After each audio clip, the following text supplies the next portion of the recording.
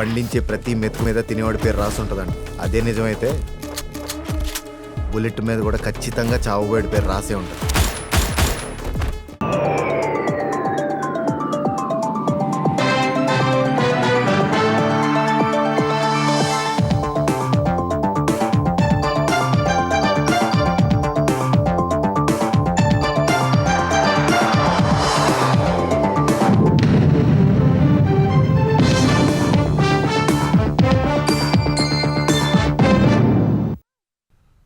నమస్కారం, ఈటీవీ న్యూస్కు స్వాగతం. ముఖ్యాంశాలు.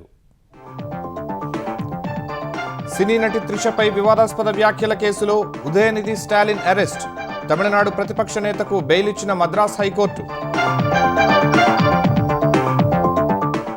ఉదయనిధిని అరెస్టును అడ్డుకునేందుకు డీఎంకే శ్రేణుల ప్రయత్నం. ఇరు వర్గాల మధ్య వాగ్వాదం. పలువురు కార్యకర్తలు అరెస్టు చేసిన పోలీసులు. అసోంలో సీఆర్పీఎఫ్ క్యాంప్లో సహచరులపై ఏఎస్ఐ కాల్పులు. 2 మృతి, 1కి గాయాలు. అనంతరం ఆత్మహత్య చేసుకున్న నిందితుడు. ప్రధాని పోస్ట్ను తొలగించిన వ్యవహారంలో మెటాకు మరోసారి కేంద్రం సమన్లు. ఈ నెల 5, 6 తేదీల్లో గ్లోబల్ లీడర్షిప్ హాజరుకు ఆదేశాలు. ఆంధ్రప్రదేశ్ ఆర్థిక పరిస్థితిపై చంద్రబాబు శ్వేతపత్రం. వైసీపీ హయాంలో బ్రాండ్ ఏపీకి విలువే లేదని విమర్శ. పునరుద్ధరిస్తున్నామన్న సీఎం. అమరజీవి జలధార కార్యక్రమంపై పవన్ కళ్యాణ్ సమీక్ష. గోదావరి జిల్లాల్లో తాగునీటి సమస్యకు శాశ్వత పరిష్కారం లభిస్తుందని విశ్వాసం. హైదరాబాద్ పట్టభద్రుల ఎమ్మెల్సీ ఎన్నికపై కాంగ్రెస్ దృష్టి. అభ్యర్థిపై అభిప్రాయ సేకరణ చేపట్టిన మంత్రి పొన్నం. ఎస్ఐఆర్ పైన సమీక్ష. హైదరాబాద్లో హెచ్ఫాస్ట్ అధికారుల భారీ ఆపరేషన్. టన్నుల కొద్దీ నకిలీ మసాలా దినుసులు స్వాధీనం చేసుకున్న అధికారులు.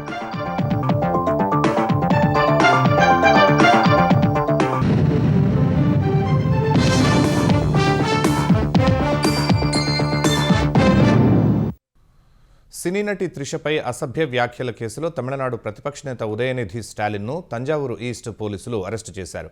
భారీ భద్రత మధ్య చెన్నైలోని నివాసం వద్ద ఉదయనిధిని అరెస్టు చేసిన పోలీసులు తంజావూరుకు తరలిస్తున్నారు. ఈ సమయంలో పోలీసులను అడ్డుకునేందుకు డీఎంకే కార్యకర్తలు ప్రయత్నించగా ఇరుపక్షాల మధ్య వాగ్వాదం జరిగింది. పలువురు డీఎంకే కార్యకర్తలను పోలీసులు అరెస్టు చేశారు. అటు తన అరెస్టును ఓ జోక్గా తీసుకుంటున్నట్టు ఉదయనిధి వ్యాఖ్యానించారు. బీజేపీ, కాంగ్రెస్ నాయకులు కూడా ఉదయనిధి వ్యాఖ్యలను తప్పుపట్టారు. కావేరీ నదీ జలాల అంశంపై తంజావూరులో నిర్వహించిన నిరసన ప్రదర్శనలో పాల్గొన్న తమిళనాడు ప్రతిపక్ష నేత ఉదయనిధి స్టాలిన్ ముఖ్యమంత్రి విజయ్ ప్రభుత్వంపై విమర్శలు గుప్పించారు. కావేరీ డెల్టా రైతుల ప్రయోజనాలను కాపాడటంలో తమిళనాడు ప్రభుత్వం నిర్లక్ష్యంగా వ్యవహరిస్తోందని ఆరోపిస్తూనే సినీ నటి త్రిషను ఉద్దేశించి ద్వంద్వార్థంలో పలు వ్యాఖ్యలు చేశారు. ఈ వ్యాఖ్యలకు సంబంధించి అధికార టీవీకే చేసిన ఫిర్యాదుపై కేసు నమోదు చేసిన తంజావూరు పోలీసులు ఈ ఉదయం ఉదయనిధి స్టాలిన్ను అరెస్టు చేశారు. చెన్నైలోని ఉదయనిధి నివాసానికి ఉదయమే పోలీసులు చేరుకోగా అదే సమయానికి ప్రతిపక్ష డీఎంకే కార్యకర్తలు పెద్ద సంఖ్యలో అక్కడకు చేరుకున్నారు. పోలీసులు ఉదయనిధిని అరెస్టు చేసేందుకు ప్రయత్నించగా డీఎంకే శ్రేణులు అడ్డుకునే ప్రయత్నం చేశారు. ఈ సమయంలో డీఎంకే కార్యకర్తలు పోలీసులకు మధ్య వాగ్వాదం జరిగింది. ఈ పరిస్థితిలో డీఎంకే శ్రేణులను అదుపు చేసేందుకు పోలీసులు పలువురు కార్యకర్తలను అరెస్టు చేశారు. తరువాత ఉదయనిధిని అరెస్టు చేసి కట్టుదిట్టమైన భద్రత మధ్య అక్కడి నుంచి తంజావూరుకు తరలిస్తున్నారు.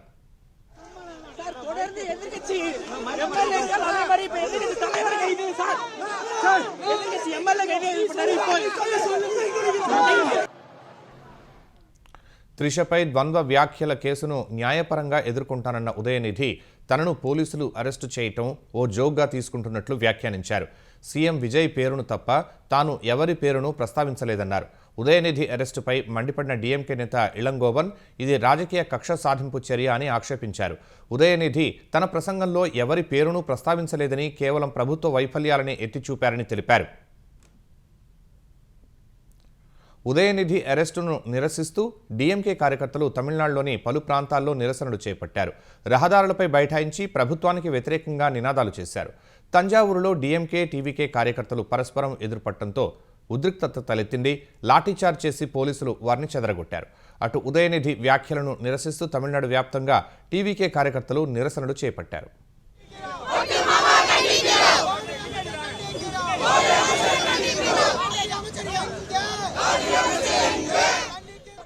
అటు నటి త్రిషను ఉద్దేశించి తంజావూరు సభలో ఉదయనిధి చేసిన వ్యాఖ్యలపై టీవీకే జాతీయ మహిళా కమిషన్కు కూడా ఫిర్యాదు చేసింది.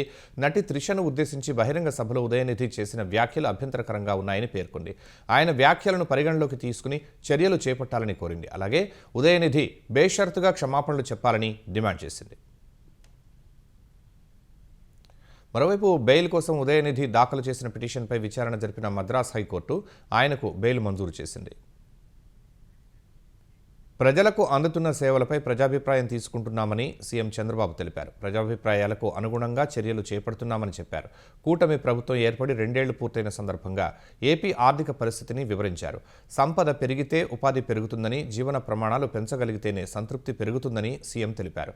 సమాజంలో మార్పు తేవాలనే P4 కార్యక్రమం తీసుకొచ్చామన్నారు. ఆంధ్రప్రదేశ్ ఆర్థిక పరిస్థితిపై ముఖ్యమంత్రి చంద్రబాబు శ్వేతపత్రం విడుదల చేశారు.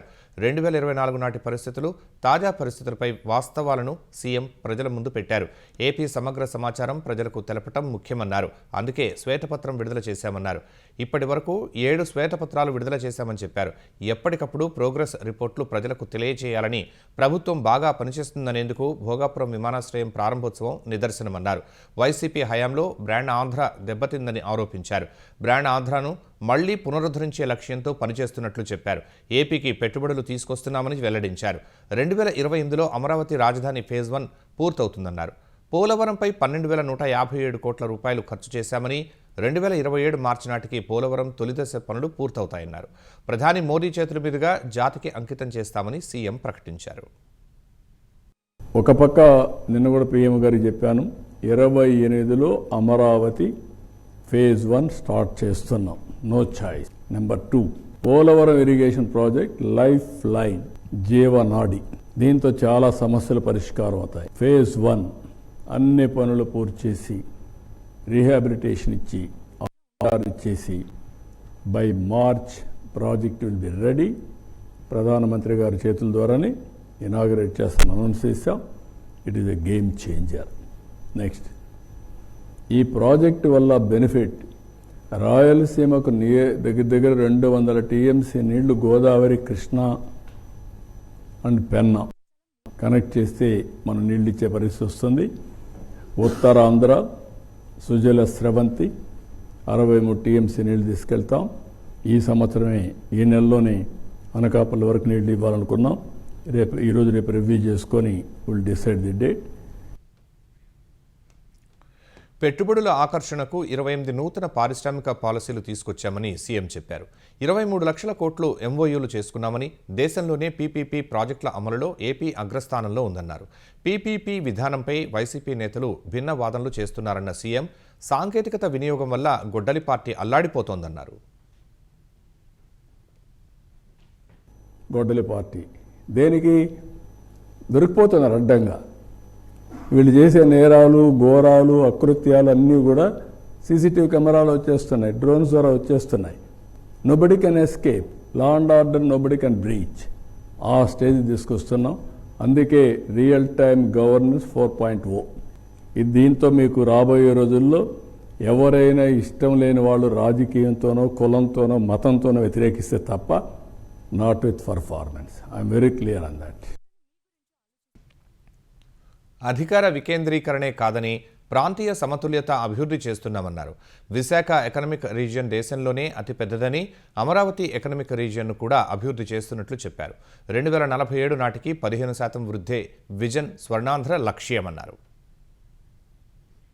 కేంద్రం అమలు చేస్తున్న జల్ జీవన్ మిషన్ కింద అమరజీవి జలధార ప్రాజెక్టు ద్వారా గోదావరి జిల్లాల్లో తాగునీటి కష్టాలకు శాశ్వత పరిష్కారం లభించనుందని డిప్యూటీ సీఎం పవన్ కళ్యాణ్ అన్నారు. అమరజీవి జలధార పనుల పురోగతిపై మంగళగిరిలోని తన క్యాంప్ కార్యాలయంలో పవన్ సమీక్షించారు. ఉమ్మడి తూర్పు, పశ్చిమ గోదావరి జిల్లాల పరిధిలో 33 లక్షల మందికి దాహార్తి తీర్చే లక్ష్యంతో ఈ ప్రాజెక్టులను ముందుకు తీసుకువెళ్తున్నామని తెలిపారు. నిర్ణీత గడువులో ముఖ్యమైన నిర్మాణాలు పూర్తి చేసి ప్రజలకు అందుబాటులోకి తీసుకురావాలని అధికారులను ఆదేశించారు. నీటి ఎద్దడి తీవ్రంగా ఉన్న ప్రాంతాలను గుర్తించి అక్కడ జల్ జీవన్ పనుల్లో వేగం పెంచాలన్నారు. ఇంటేక్ వెల్స్, వాటర్ ట్రీట్మెంట్ ప్లాంట్లు, రిజర్వాయర్లు సహా పైప్లైన్ల నిర్మాణం వంటి కీలక పనుల పురోగతిని ఆర్డబ్ల్యూఎస్ అధికారుల నుంచి డిప్యూటీ సీఎం తెలుసుకున్నారు. 3,050 కోట్లతో చేపట్టిన పనులు నిర్దేశిత లక్ష్యాలకు అనుగుణంగా సాగుతూ ఉండటం పట్ల పవన్ సంతృప్తి వ్యక్తం చేశారు. నిర్ణీత గడువులో పనులు పూర్తి చేసే విధంగా సంబంధిత శాఖలతో సమన్వయం చేసుకుని ముందుకు వెళ్లాలని పవన్ అధికారులను ఆదేశించారు. పైప్లైన్ల నిర్మాణానికి సంబంధించి ఇతర శాఖల అనుమతులు పెండింగ్ ఉంటే ఆ ప్రక్రియ త్వరితగతిన పూర్తి చేయాలని ఆదేశించారు. నీటి ఎద్దడి అధికంగా ఉన్న తీర ప్రాంత గ్రామాల్లో పనుల వేగం పెంచాలన్నారు. అదే సమయంలో నిర్మాణ పనుల నాణ్యతలో రాజీ పడవద్దని స్పష్టం చేశారు. త్వరలో రాష్ట్ర వ్యాప్తంగా చేపట్టిన జల్ జీవన్ మిషన్ పనులను క్షేత్రస్థాయిలో పరిశీలిస్తామని పవన్ వెల్లడించారు. మెగా డిఎస్సి 2025పై సిబిఐ విచారణ జరిపించాలంటూ వైసీపీ ఎమ్మెల్సీ పర్వతరెడ్డి చంద్రశేఖర్ రెడ్డి వేసిన ప్రజా ప్రయోజన వ్యాజ్యంపై జోక్యానికి హైకోర్టు నిరాకరించింది. స్పోర్ట్స్ కోటా వల్ల నష్టపోయిన అభ్యర్థులు నేరుగా కోర్టుకు ఎందుకు హాజరు కావడం లేదని హైకోర్టు ప్రశ్నించింది. బాధిత అభ్యర్థులు కోర్టును వచ్చేందుకు భయపడుతున్నారనే వాదనతో ఏకీభవించలేవని కోర్టు స్పష్టం చేసింది. మెగా డిఎస్సి నోటిఫికేషన్ నియామకాలను సవాల్ చేస్తూ ఇప్పటివరకు 335 పిటిషన్లు దాఖలయ్యాయని వెల్లడించింది. బిల్ చాలా విలువైనది, రాజకీయ ప్రయోజనాల కోసం దాన్ని వినియోగించడానికి అనుమతిస్తే అసలు ఉద్దేశం దెబ్బతింటుందని తెలిపింది. తర్వాత బిల్పై వాదనలు కొనసాగిస్తారా, ఉపసంహరించుకుంటారా? పిటిషనర్ అభిప్రాయం తీసుకుని తమ ముందుకు రావాలని పిటిషనర్ న్యాయవాదికి హైకోర్టు సూచించింది. భోగాపురం అంతర్జాతీయ విమానాశ్రయానికి భూములిచ్చిన తమపై సాక్షి మీడియాలో జరుగుతున్న దుష్ప్రచారాన్ని చేపలకంచేరుకు చెందిన రైతు కుమారుడు మైలిపల్లి ఎల్లాజీ ఖండించారు. భూములిచ్చిన రైతుల సంతోషంపై మీడియాలో వచ్చిన కథనంలో తన ఫోటోకు బదులు తండ్రి ఫోటోను తానే ఇచ్చానని స్పష్టం చేశారు. అయితే తన తండ్రి చనిపోయిన విషయం చెప్పకపోవటం తన పొరపాటేనని ఆయన వీడియో విడుదల చేశారు. ఈ చిన్న పొరపాటును సాక్షి మీడియా రాజకీయ లబ్ధి కోసం వాడుకుని క్రెడిట్ చోరీ కోసం దుష్ప్రచారం చేస్తోందని ఎల్లాజీ మండిపడ్డారు. ఏపీలో అభివృద్ధికి అడ్డుపడే పార్టీకి చెందిన సోషల్ మీడియా పత్రికలో తమ కుటుంబంపై దుష్ప్రచారం చేస్తున్నారని ఆగ్రహం వ్యక్తం చేశారు. భోగాపురం విమానాశ్రయం ప్రారంభోత్సవానికి పిలిచిన రైతుల్లో తాను ఉన్నట్లు మైలిపల్లి ఎల్లాజీ స్పష్టం చేశారు. ఈ భూముల సేకరణ సమయంలో తన తండ్రి కీలక పాత్ర పోషించారని, ఆ ఉద్దేశంతోనే ఆయన ఫోటో ఈనాడు పత్రికకు ఇచ్చారని వివరించారు. తన పేరు, తండ్రి పేరు ఎల్లాజీనే అని తెలిపారు. తన తండ్రి చనిపోయారన్న విషయం మీడియాకు చెప్పకుంటే ఇంత సమస్య వస్తుందని అనుకోలేదని వాపోయారు. ప్రారంభోత్సవం అనంతరం బయటికి రాగానే కొంతమంది మీడియా మిత్రులు భూమినిచ్చిన రైతుల అభిప్రాయాలు సేకరించడం జరుగుతుంది. నేను నా ఫోటో బదులు మా నాన్నగారి ఫోటో ఇవ్వడం జరిగింది. మా నాన్నగారు చనిపోయారనే విషయం వాళ్ళకి చెప్పకపోవడం నాది అతిపెద్ద పొరపాటు. దానిని అనుకూలంగా తీసుకొని ఈరోజు ఇంత దుష్ప్రచారం చేస్తారని నేను అనుకోలేదు. భోగాపురం అంతర్జాతీయ విమానాశ్రయం కోసం భూమి ఇచ్చిన వారిలో మేము కూడా ఒకరు.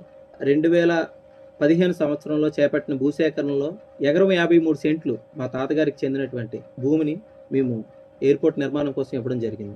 నేను చేసినట్టు పొరపాటుని అవకాశంగా తీసుకొని ఈ 2 రోజులు మమ్మల్ని ఎంత హింసించాలో, ఎంత బాధ పెట్టాలో, ఎన్ని విధాలుగా ఏం చేయాలో అన్నీ చేశారు. మా నాన్నగారి చావుని ఈ వైసీపీ వాళ్ళు, ఈ సాక్షి మీడియా ఏ విధంగా దుష్ప్రచారం చేసి జనాల్లోకి తీసుకెళ్లిందో మీకు తెలియాలి. మా నాన్నగారు 2023 జూన్ 30న సహజ మరణం, హార్ట్అటాక్తో చనిపోయారు. దానిని కూడా సాక్షి పత్రిక మర్డర్ అని చెప్పేసి, హత్యకు గురయ్యారని చెప్పేసి సాక్షి పత్రికలో ప్రచురించడం జరిగింది.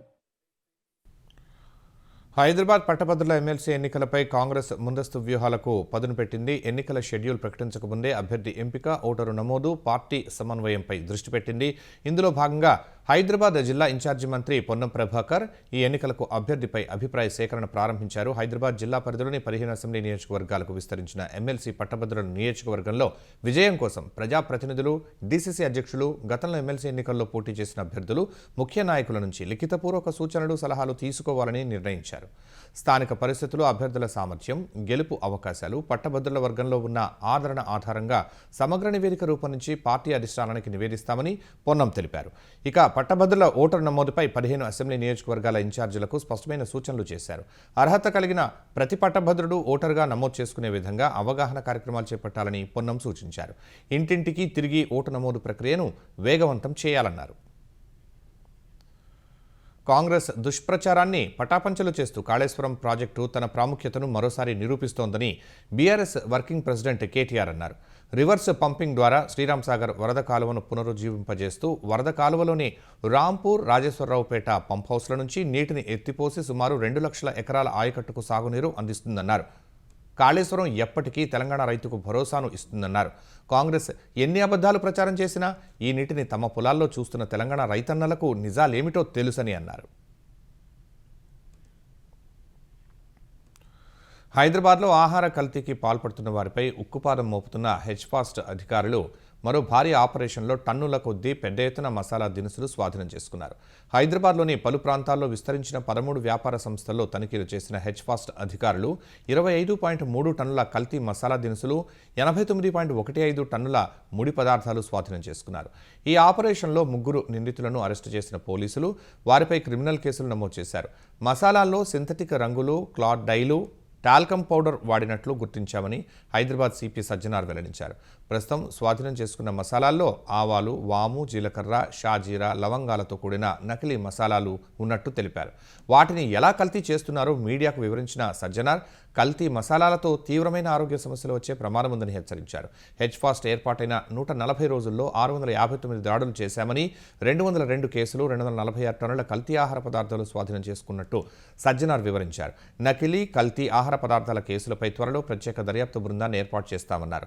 ఆహార కల్తీపై సమాచారం తెలిస్తే హెచ్ఫాస్ట్ హెల్ప్ లైన్ నంబర్ 8712661212కు ఫోన్ చేయాలని సిపి సూచించారు. అసోంలో తీవ్ర విషాదం చోటు చేసుకుంది. ఓ సీఆర్పీఎఫ్ అధికారి తన తోటి సిబ్బందిపై విచక్షణారహితంగా కాల్పులకు తెగబడ్డాడు. ఈ ఘటనలో 2 సీఆర్పీఎఫ్ సిబ్బంది ప్రాణాలు కోల్పోగా మరొకరు తీవ్రంగా గాయపడ్డారు.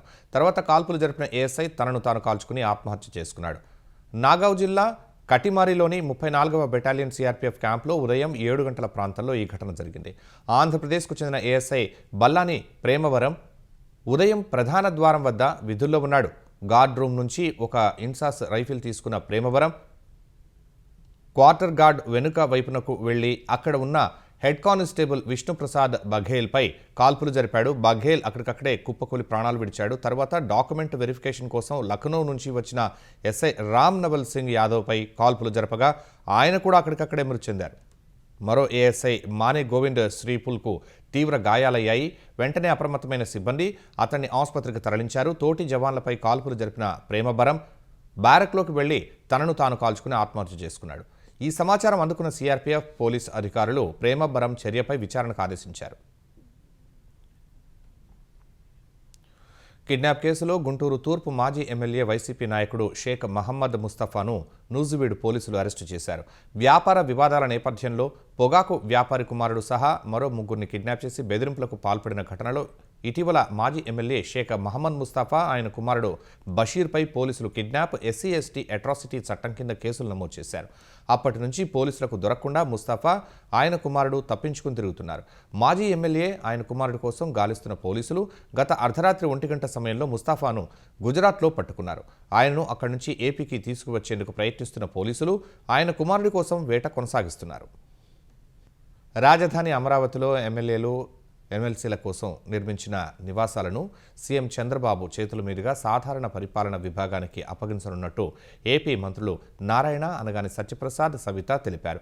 ఈ ఉదయం రాజధానిలో పర్యటించిన 3 మంత్రులు ఐకానిక్ టవర్స్, మంత్రుల బంగ్లాలు, ఎమ్మెల్యే, ఎమ్మెల్సీ క్వార్టర్ల పనుల పురోగతిని పరిశీలించారు. నిర్మాణ పనులు జరుగుతున్న తీరును సహచర మంత్రులకు పురపాలక శాఖ మంత్రి నారాయణ వివరించారు. 5 ఏళ్లు అమరావతిలో గొడ్డలి పార్టీ సాగించిన విధ్వంసం వల్లే నిర్మాణ పనుల్లో జాప్యం జరిగిందని మంత్రులు ఆవేదన వ్యక్తం చేశారు.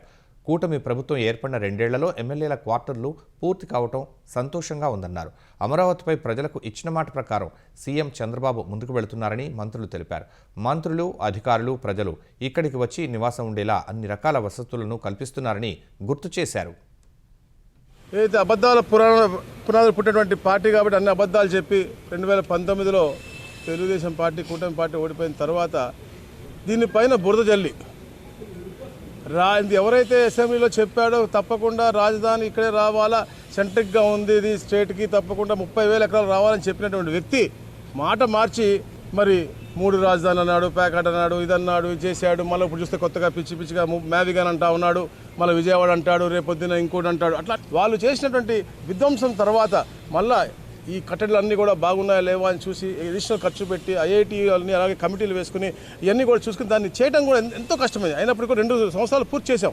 చంద్రబాబు నాయుడు మాట మేరకు, సూచనల మేరకు ప్రపంచంలో ఎక్కడా జరగని విధంగా 33,000 ఎకరాలు ల్యాండ్ పూలింగ్ చేసి ఈరోజు భావితరాలకు అంకితం చేయాలని ఆ రోజే మరి ముఖ్యమంత్రి గారి ఆదేశాల మేరకు మరి నారాయణ సార్ అప్పటికే మరి అసెంబ్లీ కావచ్చు, మరి సెక్రటేరియట్ కావచ్చు, మరి ఈ భవనాలన్నీ మరి పునాదులు వేయటం, పనులు చేయటం కూడా మనం అందరం చూసాం. ఖచ్చితంగా రాజధాని అమరావతి పనులు పూర్తి చేస్తామన్న విషయం ఆ రోజు మాట చెప్పాం. ఈ రోజు మాట నిలబెట్టుకుంటున్న ప్రభుత్వం మరి కూటమి ప్రభుత్వం అన్న విషయం కూడా తెలియజేస్తున్నాం. కృష్ణా జిల్లా ఉంగుటూరు మండలం తేలప్రోలు వద్ద జాతీయ రహదారిపై జరిగిన ఘోర రోడ్డు ప్రమాదంలో 12 మంది ప్రయాణికులు తీవ్రంగా గాయపడ్డారు. మరికొందరు స్వల్ప గాయాలతో బయటపడ్డారు. చెన్నై నుంచి విశాఖ వైపు 25 మంది ప్రయాణికులతో వెళుతున్న వైబీఎస్ ట్రావెల్స్ బస్సు తెల్లవారుజామున తేలప్రోలు సమీపానికి చేరుకోగానే అదుపుతప్పి రోడ్డుకు మధ్యలో ఉన్న డివైడర్ ఢీకొట్టి బోల్తా పడింది. ఈ ఘటనలో 12 మంది ప్రయాణికులకు తీవ్ర గాయాలు కాగా మరికొందరికి స్వల్ప గాయాలయ్యాయి. ఈ సమాచారం అందుకున్న పోలీసులు వెంటనే ఘటనా స్థలానికి చేరుకుని గాయపడిన వారిని చిన్నావుటపల్లిలోనే పిన్నమనేని సిద్ధార్థ ఆసుపత్రికి తరలించారు. ట్రావెల్స్ బస్సు బోల్తా పడిన సమయానికి వెనుక నుంచి వస్తున్న ఓ లారీ అదుపు చేసే క్రమంలో బస్సును ఢీకొట్టింది. ఈ ఘటనలో లారీ డ్రైవర్ కాళ్లకు తీవ్ర గాయాలు కాగా అతడిని కూడా ఆసుపత్రికి తరలించారు. Hyderabad brand power, Azad engineering, DRDO సంయుక్తంగా సాధించిన చారిత్రాత్మక విజయంపై బీఆర్ఎస్ కార్యనిర్వాహక అధ్యక్షుడు కేటీఆర్ సంతోషం వ్యక్తం చేశారు. ఈ మేరకు ఎక్స్ ఖాతాలో పోస్ట్ చేసిన కేటీఆర్ 350 కేజీల మొట్టమొదటి స్వదేశీ థ్రస్ట్ క్లాస్ ఎక్స్ పెండబుల్ టర్బోజెట్ ఇంజన్ను విజయవంతంగా తయారు చేయడంపై సంతోషం వ్యక్తం చేశారు. హైదరాబాద్ సహా దేశానికి ఇది ఒక గర్వించదగిన మైలురాయి అని కేటీఆర్ పేర్కొన్నారు. భారతదేశపు స్వదేశీ ప్రపల్షన్ సామర్థ్యాల్ని, రక్షణ రంగంలో స్వావలంబన దిశలో ప్రయాణాన్ని ఇది బలోపేతం చేస్తుందన్నారు. హైదరాబాద్ ఏరోస్పేస్, ప్రెసిషన్ ఇంజనీరింగ్ రంగాలు సాధించిన పురోగతికి ఈ జెట్ ఇంజిన్ ఉత్పత్తియే నిదర్శనమని అన్నారు. ఆత్మనిర్భర్ భారత్కు ఇది ఊతం అవుతుందన్న కేటీఆర్ ప్రపంచ స్థాయి ఏరోస్పేస్ హబ్గా మారిన హైదరాబాద్ ఖ్యాతి మరింత పెరిగిందన్నారు. తెలుగు రాష్ట్రాల సాగునీటి అవసరాలకు కీలకమైన శ్రీశైలం జలాశయంలోకి భారీగా వరద చేరుతోంది. నీటి నిల్వ 100 టీఎంసీలు దాటింది. ఎగువన కురుస్తున్న వర్షాలతో జూరాల నుంచి 2,08,594 క్యూసెక్ల ప్రవాహం శ్రీశైలంలోకి వస్తోంది. నిన్న రాత్రి నుంచి ఇన్ఫ్లో 2 లక్షలు పైగానే శ్రీశైలంలోకి కొనసాగుతోంది. జలాశయం గరిష్ట నీటి నిల్వ సామర్థ్యం 215 టీఎంసీలు కాగా ప్రస్తుతం 101 టీఎంసీలకు చేరింది. శ్రీశైలం జలాశయం గరిష్ట నీటిమట్టం 885 అడుగులు కాగా ప్రస్తుత నీటిమట్టం 858 అడుగులకు చేరింది. ఈ ప్రవాహం మరో 5 రోజులు కొనసాగే అవకాశం ఉందని నీటిపారుదల శాఖ అధికారులు అంచనా వేస్తున్నారు. గత నెల 27వ తేదీ వరకు శ్రీశైలంలో కేవలం 41 టీఎంసీలు మాత్రమే నీరు నిల్వ ఉంది. వారం రోజుల వ్యవధిలోనే 60 టీఎంసీలు వరద జలాశయంలోకి వచ్చి చేరింది. ప్రస్తుతం వస్తున్న వరద వల్ల నీటి నిల్వ గరిష్టంగా 150 టీఎంసీల వరకు చేరుకోవచ్చని అధికారులు అంచనా వేస్తున్నారు. ప్రవాహం నిలిచిపోయిన తర్వాత ఐఏబీ సమావేశం నిర్వహించి నీటి విడుదలపై ఉన్నత స్థాయిలో నిర్ణయం తీసుకునే అవకాశం ఉందని అధికార వర్గాలు తెలిపాయి. తుంగభద్ర జలాశయానికి కూడా వరద కొనసాగుతోంది. తుంగభద్ర ప్రాజెక్టు గరిష్ట నీటి మట్టం 1633 అడుగులు కాగా ప్రస్తుతం 1616 అడుగులకు చేరింది. గరిష్ట నీటి నిల్వ సామర్థ్యం 105 టీఎంసీలు కాగా ప్రస్తుతం 51 టీఎంసీలకు చేరింది. నిజామాబాద్ జిల్లా శ్రీరామ్ సాగర్ ప్రాజెక్టుకు వరద కొనసాగుతోంది. ప్రస్తుతం 28,570 క్యూసెక్ల వరద వచ్చి చేరుతోంది. ప్రాజెక్టు పూర్తిస్థాయి నీటి మట్టం 1091 అడుగులకు గాను ప్రస్తుతం 1075.4 అడుగుల నీరు ఉంది. 80.5 టీఎంసీల పూర్తిస్థాయి నీటి నిల్వ సామర్థ్యానికి గాను ప్రస్తుతం 33.67 టీఎంసీల నీరు ఉంది. ఎగువన కురుస్తున్న భారీ వర్షాలతో కడెం ప్రాజెక్టు ద్వారా శ్రీపాద ఎల్లంపల్లి ప్రాజెక్టులోకి వరద వచ్చి చేరుతోంది.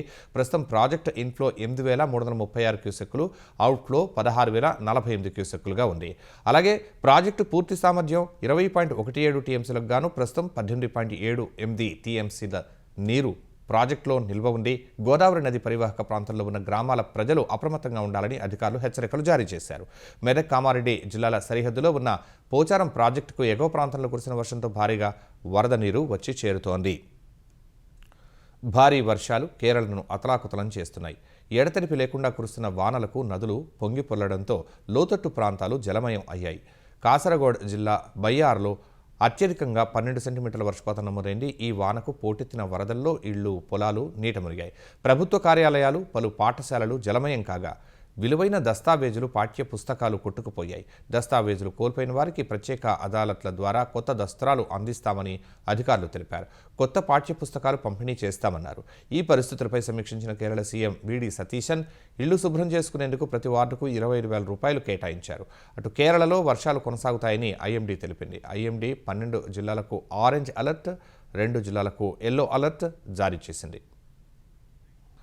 ప్రధాని నరేంద్ర మోదీ అధికారిక ఖాతా పోస్టును ఆటోమేటెడ్ సిస్టమ్ ద్వారా డిలీట్ చేసిన వ్యవహారంలో ఇన్స్టాగ్రామ్ మాతృ సంస్థ మెటాపై ఆగ్రహంతో ఉన్న కేంద్రం ఆ సంస్థ గ్లోబల్ బృందానికి మరోసారి సమన్లు జారీ చేసింది.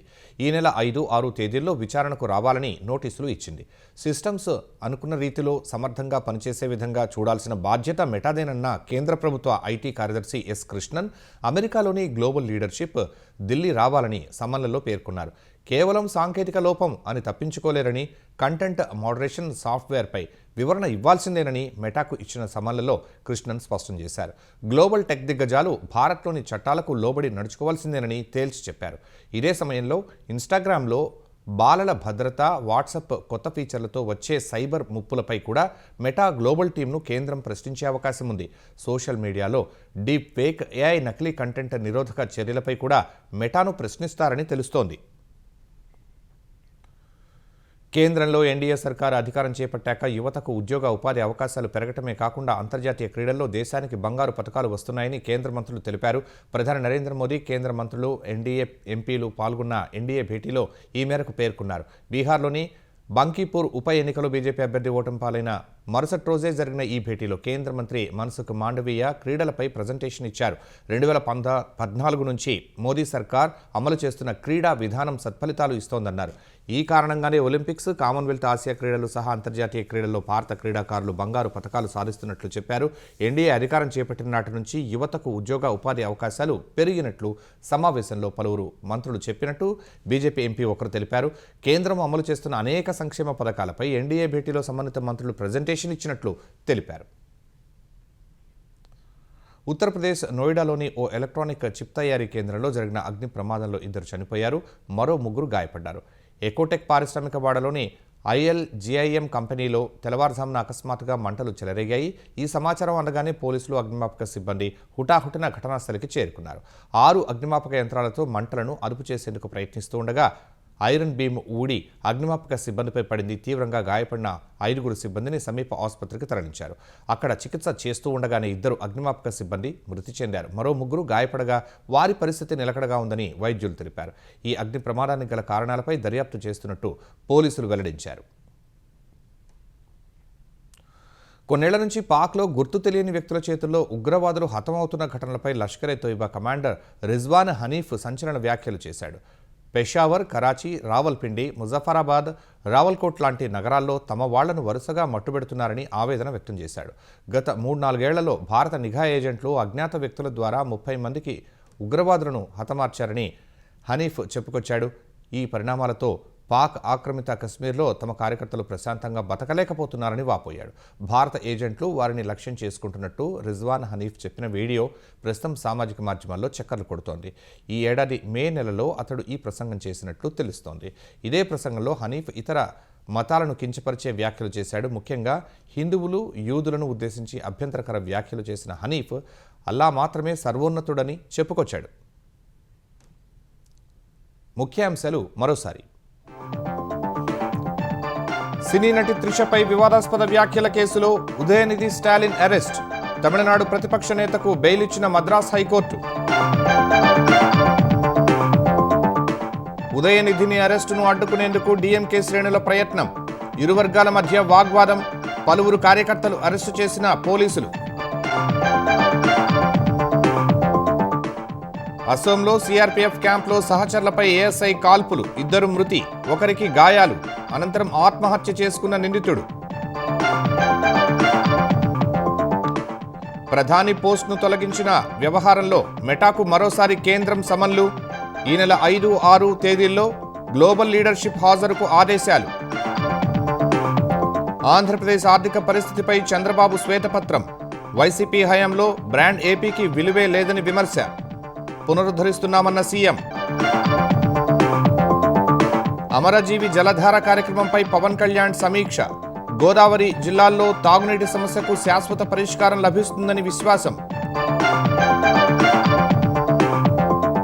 హైదరాబాద్ పట్టభద్రుల ఎమ్మెల్సీ ఎన్నికపై కాంగ్రెస్ దృష్టి. అభ్యర్థిపై అభిప్రాయ సేకరణ చేపట్టిన మంత్రి పొన్నం. ఎస్ఐఆర్ పైన సమీక్ష. హైదరాబాద్లో హెచ్ఫాస్ట్ అధికారుల భారీ ఆపరేషన్. టన్నుల కొద్దీ నకిలీ మసాలా దినుసులు స్వాధీనం చేసుకున్న అధికారులు.